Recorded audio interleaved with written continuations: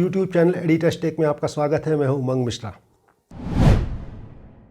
आजकल यूपी में ब्राह्मणों पे बहुत प्यार आया हुआ है सबको, राजनीतिक दलों को।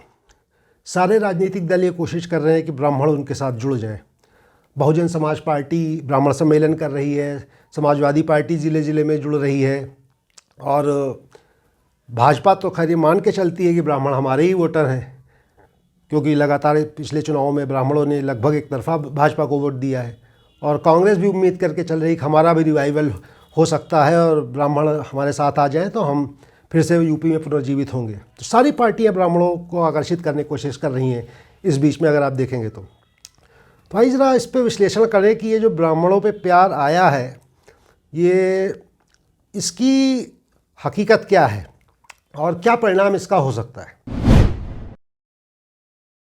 आप ये देखेंगे कि बहुजन समाज पार्टी, समाजवादी पार्टी, कांग्रेस, ये सभी लोग ये बात लगातार बार बार उठा रहे हैं कि यूपी में ब्राह्मण नाराज़ हैं सरकार से, जो कि भाजपा की सरकार है, और उनका उत्पीड़न हुआ है, और इसलिए उनको लगता है कि वो नाराज़ पंडित जी आ जाएंगे उनकी तरफ तो उनका फ़ायदा हो जाएगा। अब ब्राह्मण नाराज़ है नहीं नाराज़ है ये तो देखने की बात है, ये तो सब्जेक्टिव इशू है। लेकिन जो मुद्दा उठा रहे हैं वो लोग, वो कितना सही है, वो क्या ब्राह्मणों को जोड़ सकता है, इस पे एक बार उनको विचार करने की ज़रूरत है। परशुराम जी की मूर्तियां लगवाई जा रही हैं, एक पार्टी लगवा रही है, कह रही है परशुराम जी की सम्मान करेंगे, पूजा करेंगे। आप ये बताइए कि कितने ब्राह्मण परशुराम जी की पूजा करते हैं? परशुराम जी से कितने ब्राह्मण कनेक्ट करते हैं उस तरीके से? ब्राह्मण तो रामचंद्र जी की पूजा करते हैं, कृष्ण जी की करते हैं, हनुमान जी की करते हैं, गणेश जी की करते हैं, शिव जी की करते हैं। परशुराम जी की फ़ोटो आपने किस ब्राह्मण के पूजा घर में देखी है कि आप ये मानते हैं कि परशुराम जी को अगर हम लोग नाम लेंगे, फरसा दिखाएंगे तो ब्राह्मण आपके साथ आ जाएगा? ब्राह्मण को इतनी संकीर्ण दृष्टि से आप नहीं देख सकते, आप नहीं समझ सकते। वो इस तरह से नहीं देखते चीज़ों को, वो समुदाय इस ढंग से देखता ही नहीं है चीज़ों को। आप अगर कोशिश करेंगे कि रामचंद्र जी को क्षत्रिय घोषित कर दें और कृष्ण जी को यदुवंशी होने के कारण यादव घोषित कर दें, तो ब्राह्मण हंसेगा इसके ऊपर, क्योंकि वो उनके देवता हैं, वो उनसे दूर नहीं जाएगा। परशुराम जी ब्राह्मण थे, लेकिन और सम्मान उनका ब्राह्मण करता है, लेकिन सिर्फ परशुराम सम्मेलन करने से वो आपके साथ नहीं जुड़ेगा।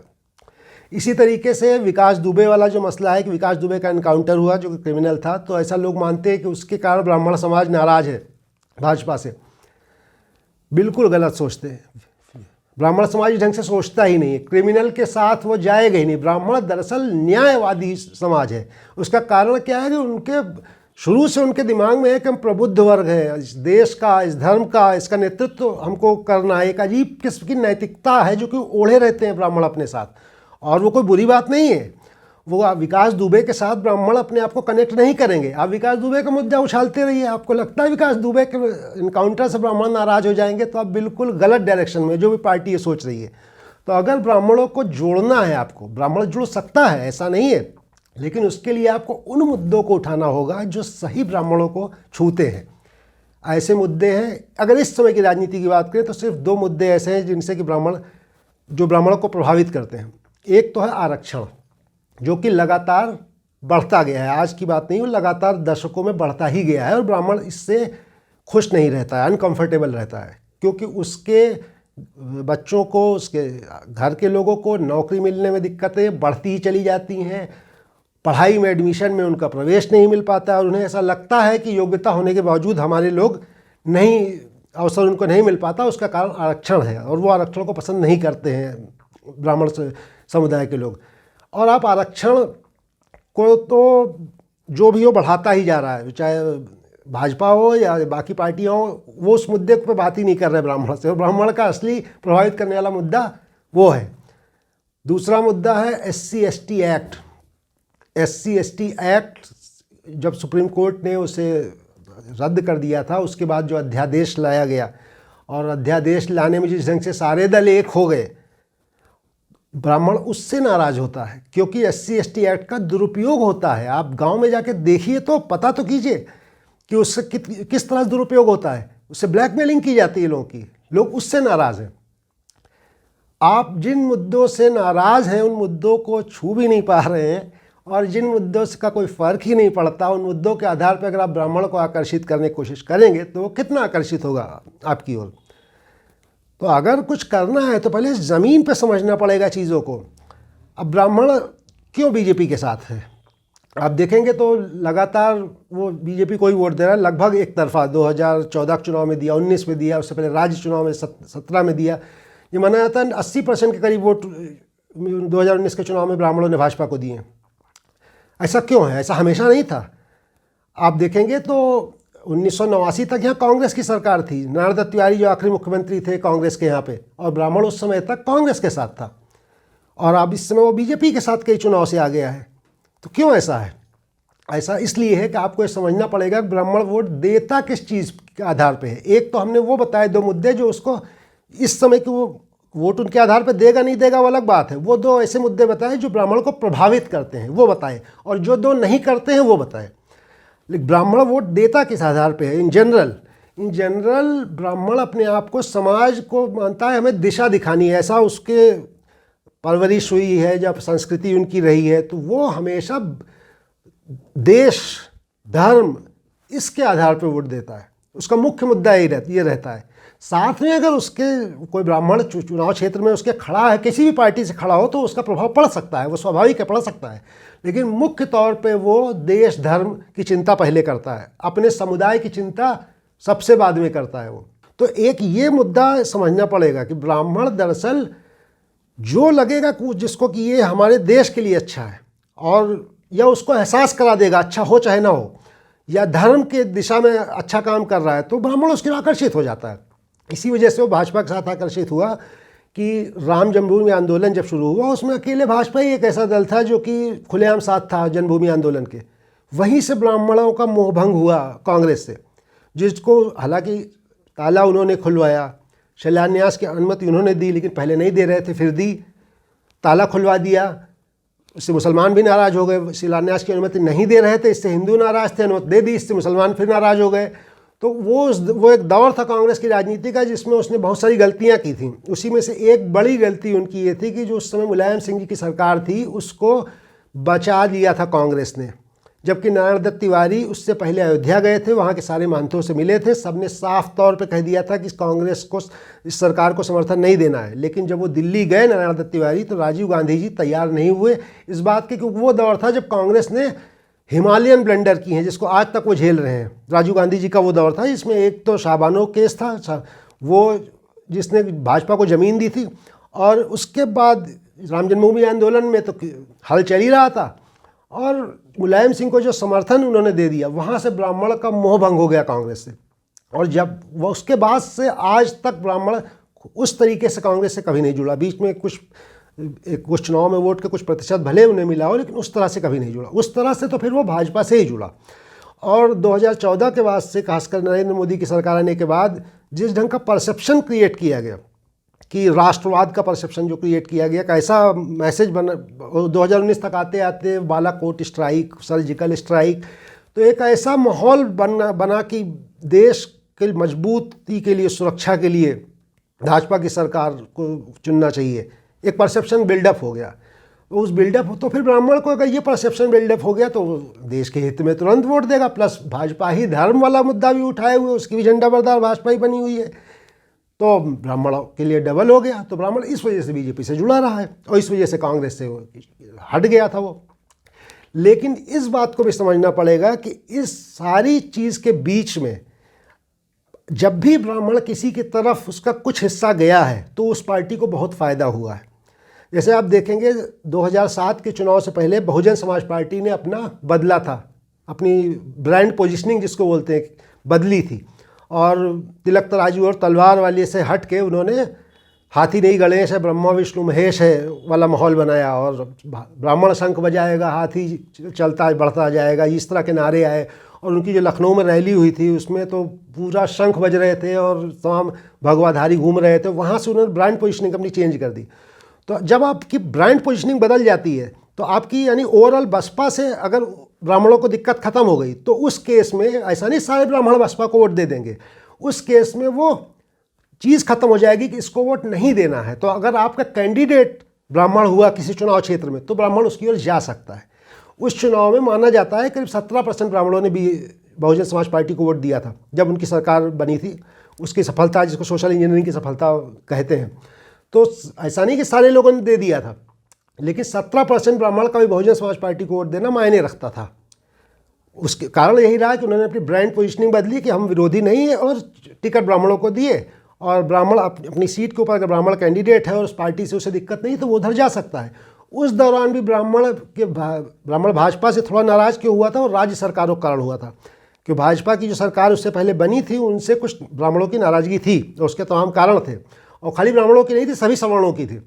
कुछ ऐसे उन्होंने काम ऐसे किए थे, कुछ ऐसी सख्तियाँ की थी। अब नकल अध्यादेश था में जा रहे हैं बच्चों को हथकड़ी लग के जा रही है, और उस दौर में जब बिजली के लिए छापे पड़ रहे थे लोगों के घर में लगे, कनेक्शन कट रहे थे, इस तरह के छोटे मोटे काम बहुत हुए थे जिससे कि ब्राह्मण नाराज़ हो गया था थोड़ा उनसे, तो फिर दूसरी तरफ देखने लगा था वो, और उसी के बिल्डअप में 4-5 साल के बाद वो बसपा की ओर खिसक गया था। समाजवादी पार्टी को भी माना जाता है कि जब अखिलेश यादव की सरकार बनी थी तो ब्राह्मणों के एक वर्ग ने वोट दिया था, लेकिन आप इस बात को ये समझिए कि जो ब्राह्मण 70%, 80% तक बीजेपी को वोट दे रहा है, अगर वो घट के 40% भी बीजेपी पे आ गया तो ये बीजेपी का बहुत नुकसान है। और वही घाटे के लिए सारी पार्टियां लगी हुई हैं। उन्हें लग रहा है कि ब्राह्मणों का अगर आधा वोट भी हमने खींच लिया, पूरा तो नहीं खींच सकते बीजेपी से, लेकिन जितना भी खींचेंगे वो बीजेपी का नुकसान होगा। यही कारण है कि जब भी आप देखेंगे नोटा की बात कोई करता दिखा, ब्राह्मण बहुत नाराज हुआ किसी बात से, आरक्षण से, SC/ST एक्ट से, तो कहा अब तो हम नोटा को देंगे, क्योंकि उसको और तो कोई समझ में आता नहीं किसको दे, क्योंकि किसी और से वो कनेक्ट कर नहीं पाता उस ढंग से, अलग अलग कारणों से। तो जब वो नोटा की बात कहता है तो सबसे ज़्यादा उससे नाराज कौन होता है? बीजेपी वाले नाराज होते हैं, उसके समर्थक नाराज होते हैं, क्योंकि ब्राह्मण का बीजेपी को वोट न देना ही उनका बहुत बड़ा नुकसान है। किसको देगा वो तो बात की बात है, किसी को नहीं देगा। इसी इक्वेशन का पूरा गेम है कि अगर उसका प्रतिशत घट गया बीजेपी को वोट देने का तो बीजेपी का नुकसान हो जाएगा, और पार्टियां इस दिशा में काम कर रही हैं।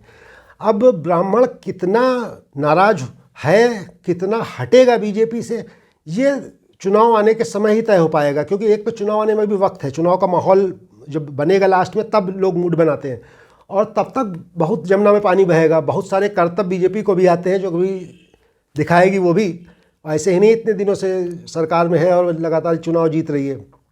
लेकिन इस बात की संभावना से इनकार नहीं किया जा सकता है कि ब्राह्मणों का एक हिस्सा अगर सही राजनीति विपक्षी दलों ने की तो उनकी ओर जा सकता है। सारा तो नहीं, लेकिन एक हिस्सा जा सकता है, और एक हिस्से का जाना ही उनका बहुत बड़ा फ़ायदा और बीजेपी का नुकसान हो जाएगा अगर गया तो। और सारी जो कवायद विपक्ष की चल रही है वो इसी तरह पे चल रही है। आम ब्राह्मण की ज़िंदगी तो वैसे ही चल रही जैसे चल रही थी, और गांव में है वो महंगाई से परेशान है, नौकरी उसे मिल नहीं रही है, खेती करना महंगा हो गया है, ये सारी बातें हैं। लेकिन साथ में वो अपने खाने का ठिकाना नहीं, लेकिन चिंता उसे देश की सीमा की ही है और भारत के भविष्य की ही है, हिंदू धर्म की ही है। और अब देखना यही है कि कितना उसका दिमाग को प्रभावित कौन कर ले जाता है। उसी के जो परम्यूटेशन कॉम्बिनेशंस निकल के आएंगे उसी के आधार पर लास्ट में ब्राह्मण फैसला करेगा। और अगर वो बीजेपी से टूटा तो नुकसान निश्चित रूप से बीजेपी का होगा, लेकिन वो टूटेगा ये कह पाना अभी बहुत मुश्किल है। अभी बहुत समय बाकी है और चीज़ों को देखना पड़ेगा कैसे सामने आती हैं। लेकिन ये बात बिल्कुल स्पष्ट है कि वो दो मुद्दों पर बीजेपी से नाराज़ है। एक है SC/ST एक्ट को दोबारा अध्यादेश ला के लागू करना, दूसरा आरक्षण की जो राजनीति बीजेपी ने पिछले दिनों लगातार बढ़ाई है, बहुत ज़्यादा बढ़ा दी है, बाकी को पीछे छोड़ दिया है, उससे भी वो नाराज़ है।